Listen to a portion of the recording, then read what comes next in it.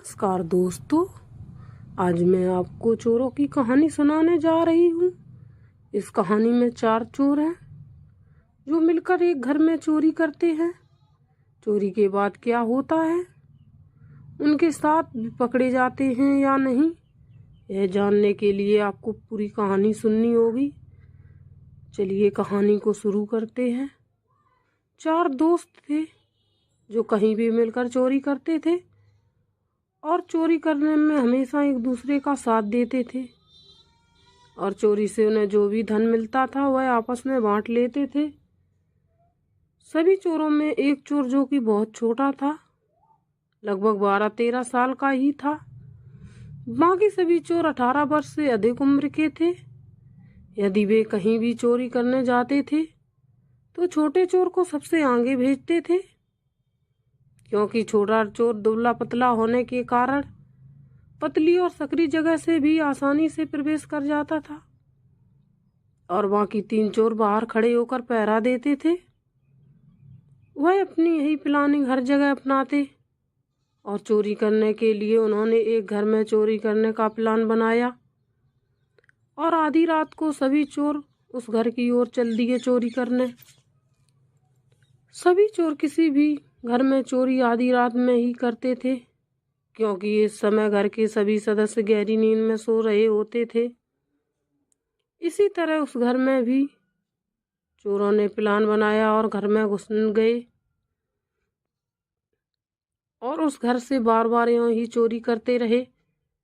लेकिन उस घर के किसी भी सदस्य को चोरी के कारण का पता नहीं चल पा रहा था कि आखिर उनके घर में कौन चोरी कर रहा है। चोर उस घर में लगभग 3 बार चोरी कर चुके थे। उस घर के सदस्यों को लग रहा था कि घर का ही कोई सदस्य है जो इस चोरी को अंजाम दे रहा है। उस घर के सदस्य आपस में ही कई बार इस बात को लेकर एक दूसरे के ऊपर इल्जाम लगाते। चौथी बार भी चोर उसी घर में चोरी करने आए। उस घर के मेन गेट के ऊपर थोड़ी जगह छोड़ी गई थी खिड़की लगाने के लिए। चोर हर बार वहीं से घर के अंदर प्रवेश करते थे।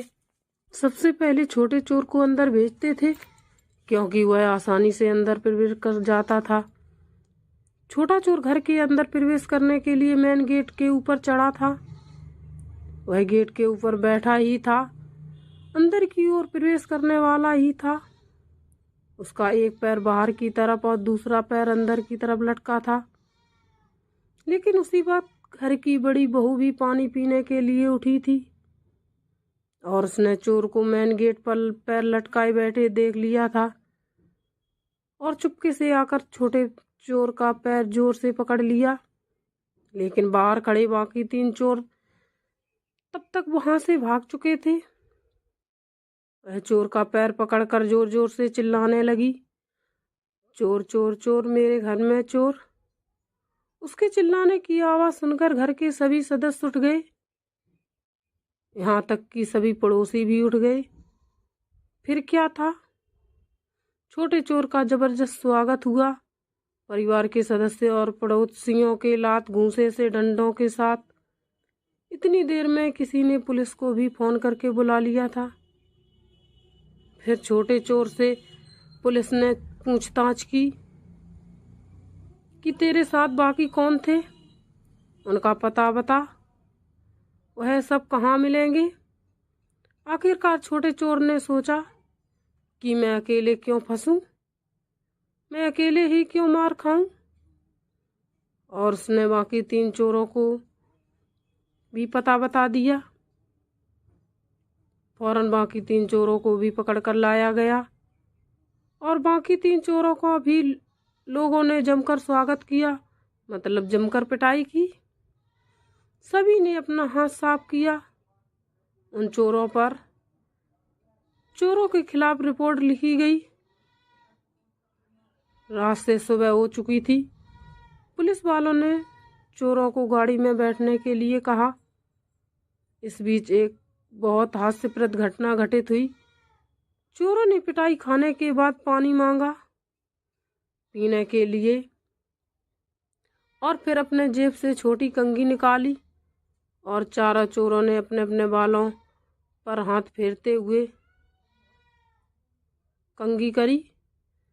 वे सबको दिखा रहे थे कि उन्हें चोरी करने और पिटाई खाने का कोई गम नहीं है। यह हास्यप्रद घटना यहीं तक समाप्त हुई है। चोरों ने कंघी करने के बाद पास खड़े लोगों से अपनी बीड़ी जलाने के लिए माचिस मांगी। यह बहुत ही हास्यप्रद घटना थी। उनको माचिस दी गई, लेकिन पास में खड़े सभी लोग हंस पड़े। यह तो वही बात हो गई, रस्सी जल गई लेकिन बल नहीं गया।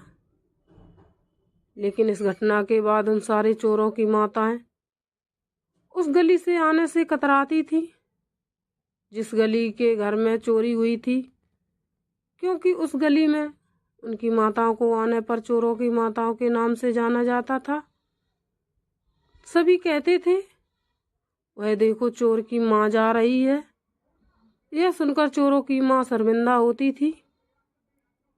इस कहानी से हमें यह शिक्षा मिलती है कि हमें कोई भी ऐसा कार्य नहीं करना चाहिए जिससे हमारे परिवार के सदस्यों का सिर झुक जाए। उम्मीद है कि आपको कहानी बहुत अच्छी लगी होगी, तो एक लाइक ज़रूर कर देना।